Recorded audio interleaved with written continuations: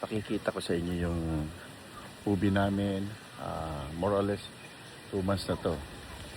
Tingnan nyo. Ayan ang ubi namin, oh. Ito, oh, ganda ng dahon. Maganda to kasi nainitan siya.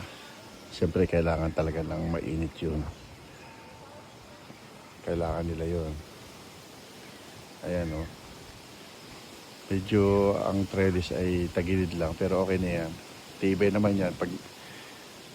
Pag medyo buibigay, dinadagdagan na lang namin. Yan. Yan, ganyang karami yan, oh. Dami, oh. Sawa sa ubi. Yan. Lapitan natin. Ito mga ubi natin. Yan. Yan. Ganyan yan, hanggang dun. Yan. Tataba.